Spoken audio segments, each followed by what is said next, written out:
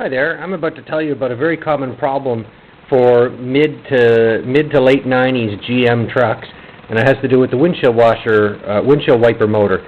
My truck only worked on high, the low speed and the intermittent setting, and also the window washer fluid pump wouldn't activate at all. And what I did some reading on the internet, I found that the common problem is to do with the electrical connector where it connects to the circuit board at the windshield wiper motor. So what I did was I touched the actual connector with my hand, the wire harness, and suddenly the wiper started to move on low speed. So I knew that was a problem. So what I did was I took this cover off right here using a T20 Torx bit. There are 3 screws that come off. That cover comes off. Under that cover, this is the circuit board right here.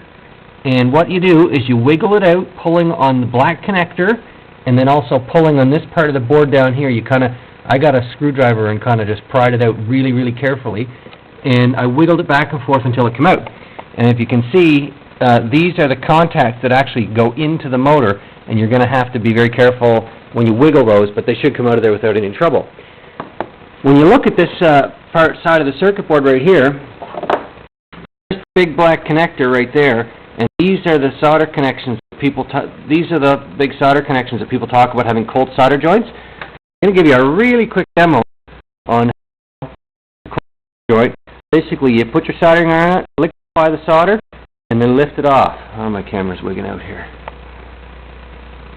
And so that will show you how to reset a cold solder joint. It's also a really good idea to put an extra blob of solder on there at the same time. So these are the solder joints that people typically have problems with. However, in my case, I noticed there's a burnt trace right here. And I don't know what it does, but it's very thin and I can tell it's burnt.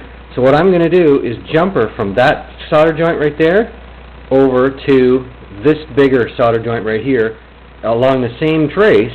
So electrically it's the same, but this trace has a lot more meat in it than that original one would have. So I'm going to do that and hopefully and reset all these cold solder joints, and hopefully it'll take care of my problem. Good luck with yours.